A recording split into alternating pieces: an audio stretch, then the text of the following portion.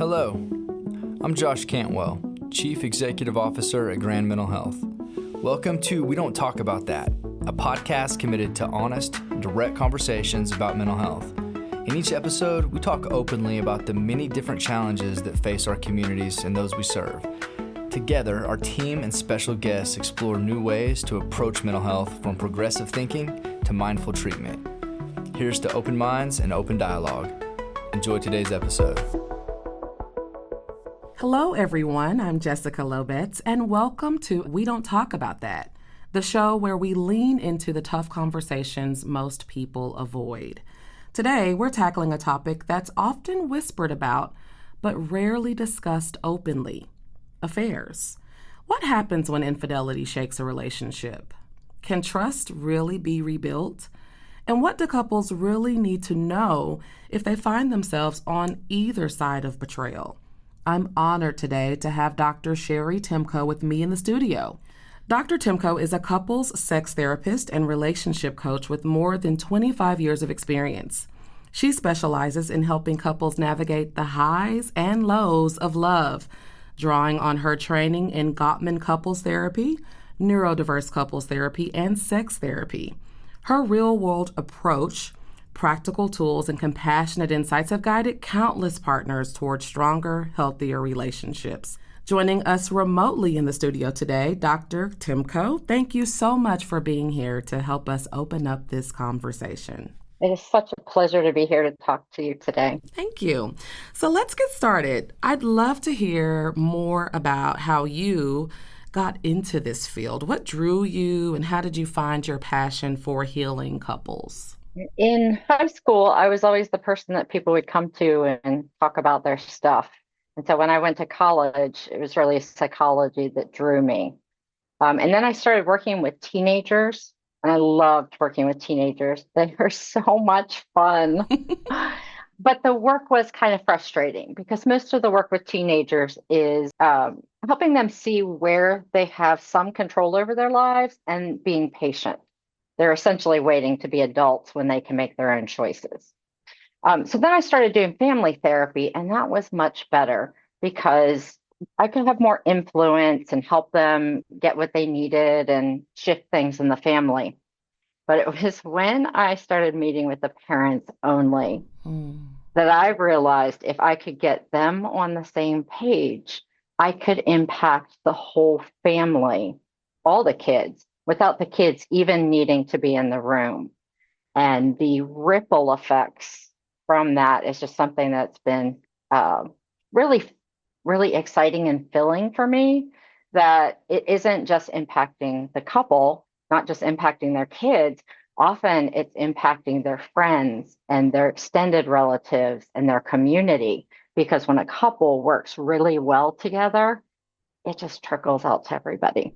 I really love that. And I love the gateway, or kind of the bridge to couples, when you emphasize the focus on parents. So that's a nice entry point, would you say? Yeah, I say I do it for the kid because that's really how I got there. I love that. Well, okay, so let's start with just a level setting in our conversation. For everyone listening, how would you describe what an affair is?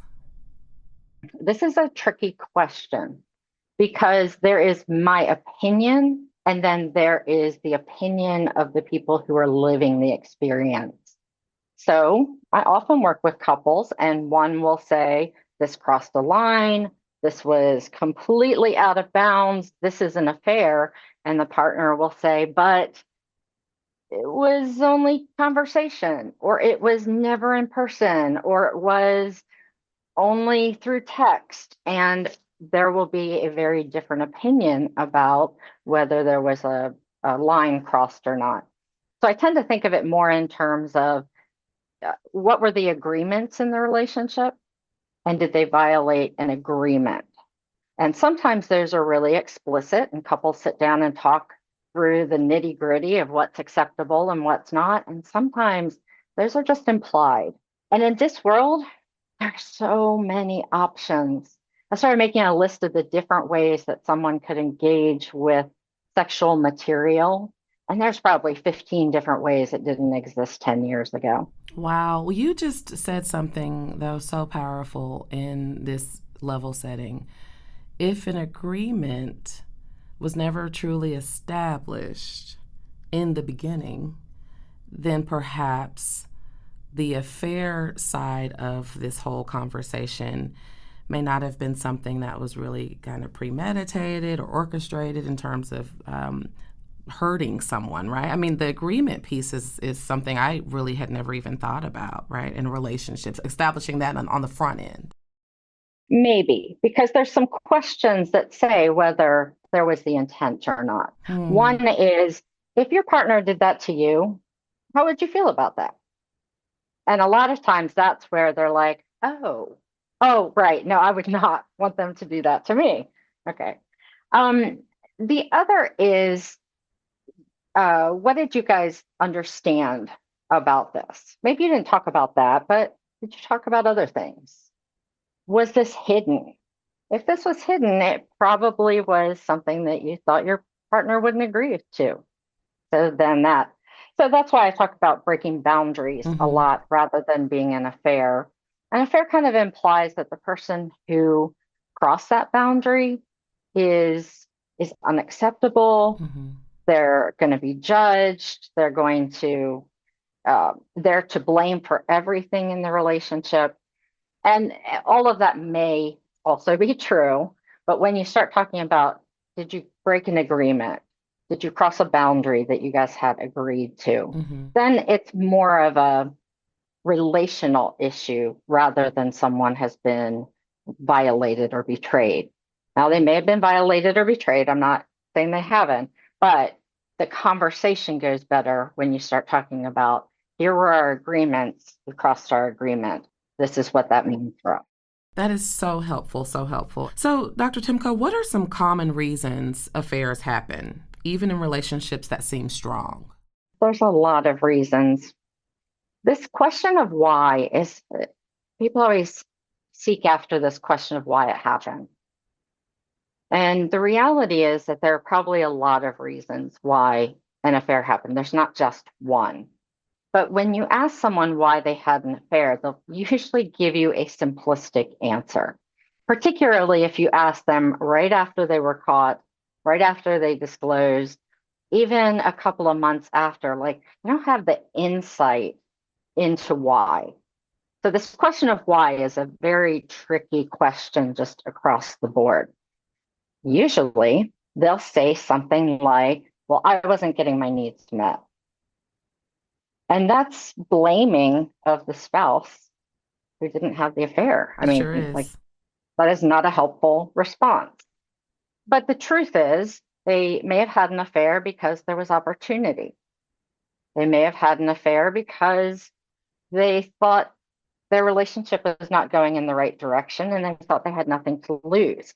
I hear that a lot, even in good relationships, where someone crossed that line because they're like, I thought we were done. We had this huge argument or we hadn't connected in a while. And in my head, we were done. And so I made this decision believing that we were done. And then, of course, later they're like, oh, we're not done. Like, there's still a lot here.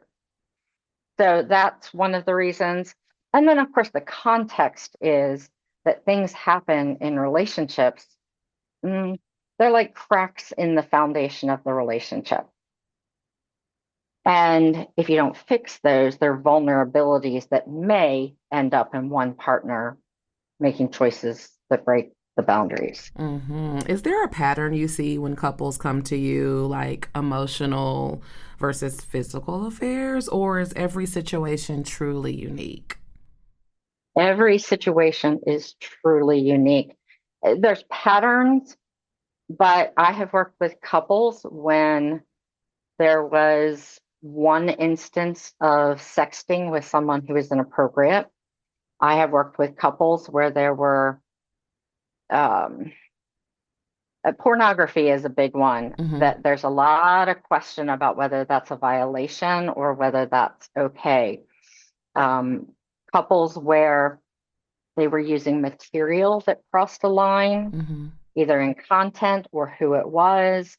I've worked with couples that never met in person. with their affair partner. So it was all online or through text. Um, I've worked with couples where there's just been like the beginning of interest with someone.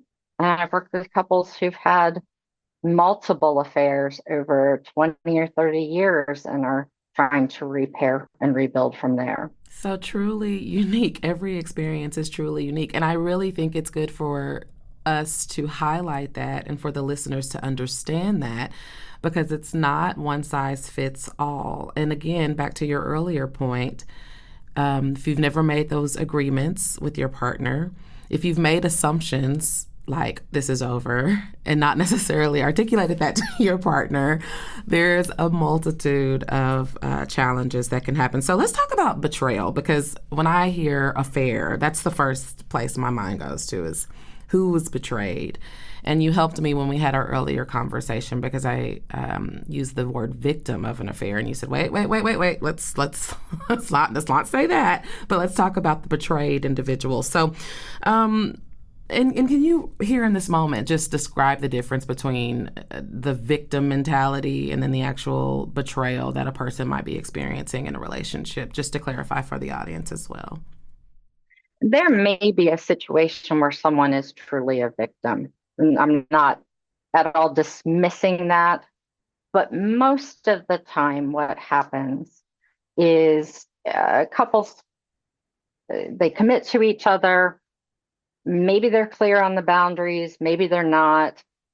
And then something is not going the way one partner or the other wants, and they can't figure out how to solve that problem. Might be a communication issue, might be working through problems, might be differences in parenting or different temperaments, like just all sorts of things. Those are the context that an affair might happen in. And both partners are responsible for the context. They're responsible for fixing the relationship problem. And they both have to cope with the problems of those issues. Now, there's a multitude of ways that a person can manage that frustration or irritation or loneliness or disappointment. Having an affair is one of the ways that someone might cope with that problem in the relationship. Oh, wow. And making that decision is their responsibility. Wow. But the other partner may be coping. They may be coping in perfectly reasonable ways and maybe going to therapy or maybe exercising to work off some of the frustration. But they may also be doing some things that are not very healthy for them or the relationship. Mm-hmm. They're responsible for that coping strategy. Mm-hmm. So it's not like sometimes there's someone who is really doing everything that they should in the relationship and they're blindsided by an affair. But even when they're blindsided, there's still that context that may have created the environment that then led to the affair. And so teasing that apart is hard. It is. Because you're talking about nuance. Yes.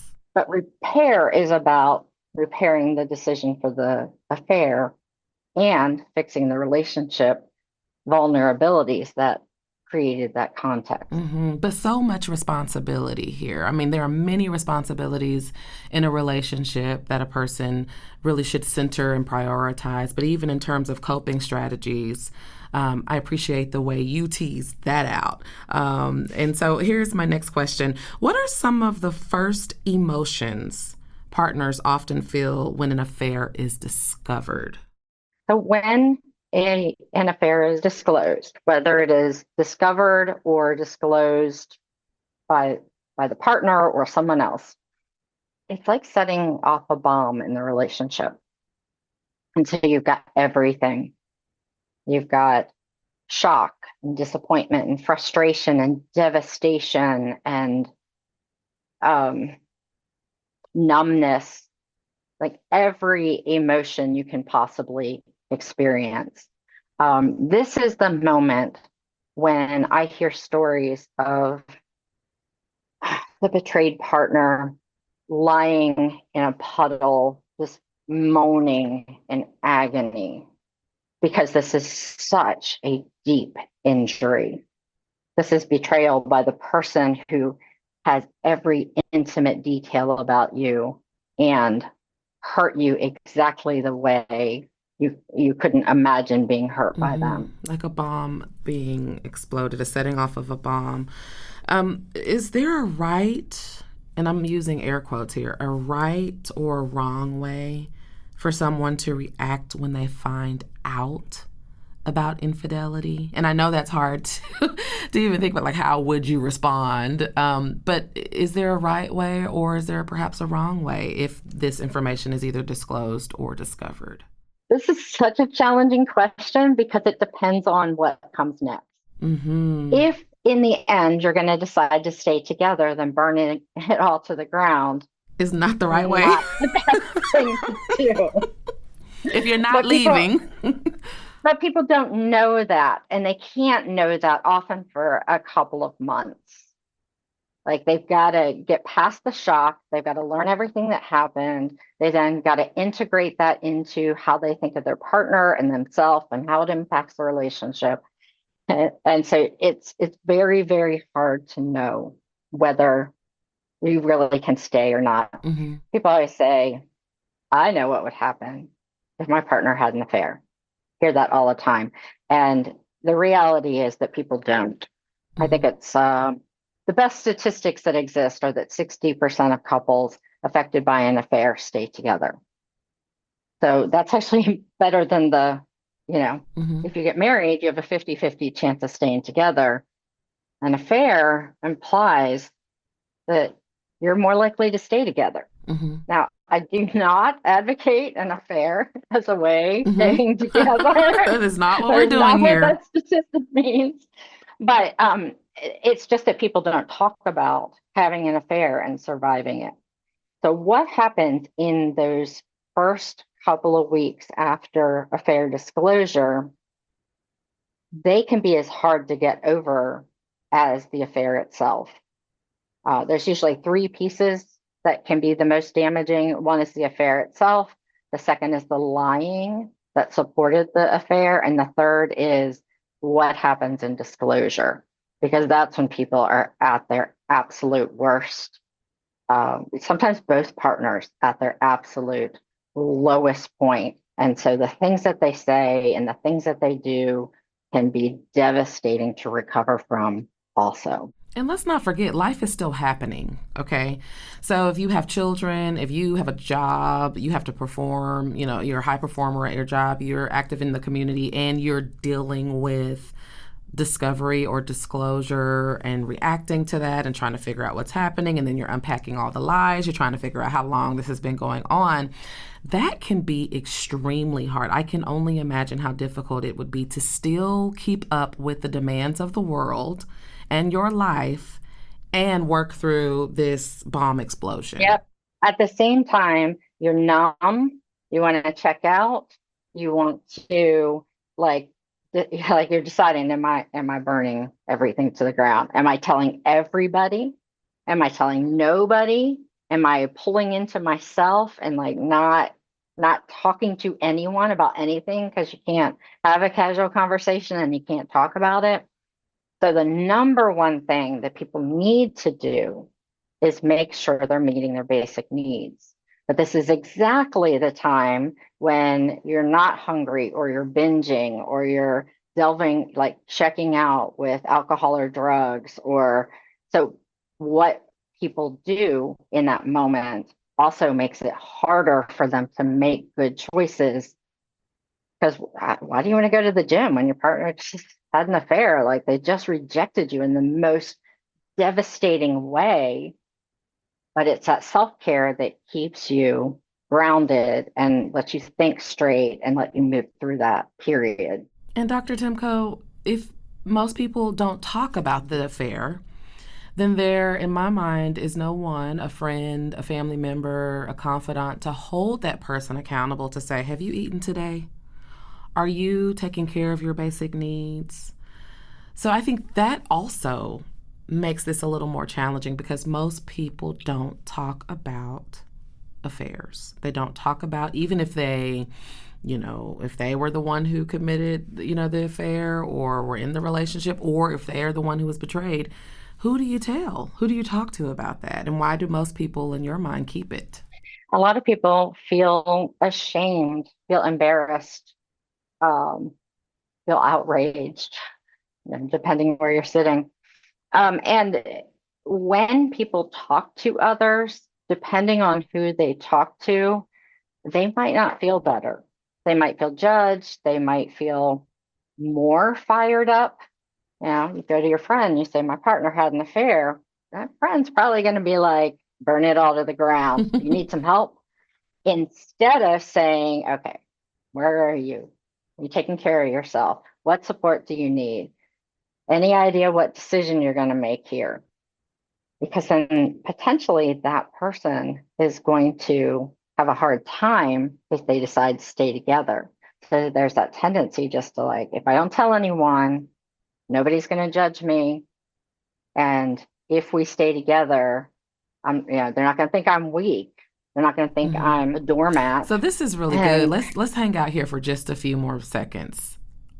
If a person is in the position of a friend, let's say you found out a friend is dealing with kind of the explosion of an affair, what would you recommend is the best way for that friend to respond to it? And you were kind of getting us there, but it is not the blow it all up, get out of there, how awful. Instead, what is a healthier way of responding in terms of a friendship about something so hurtful and hard? Number one, encouraging them just to be open and talk about what's happening so that they can get it out. Number two is encouraging them to take care of themselves. There's nothing inherently wrong with saying, I'm on your side.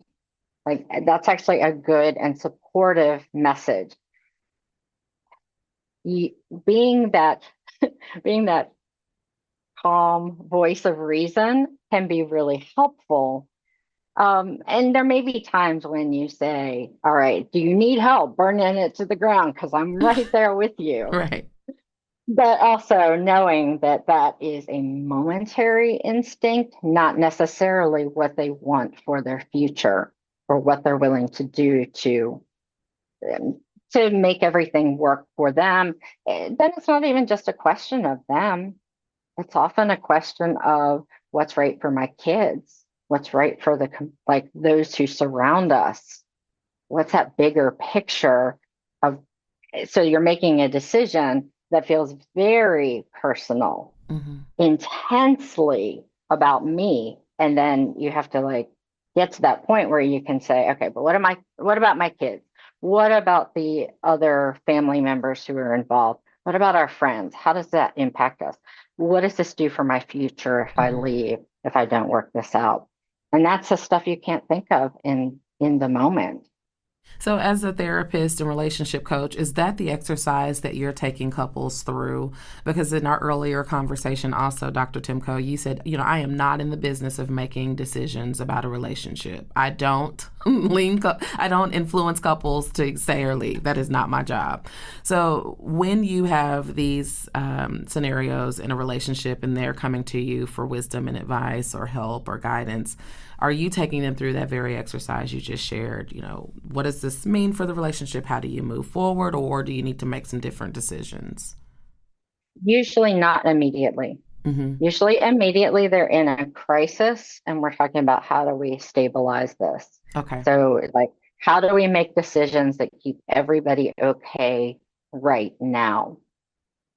Often people are like, this is what I want to do. And if it seems like they really have made a decision, then I support that decision, because 40% of couples do break up after an affair. So there is a significant portion who do.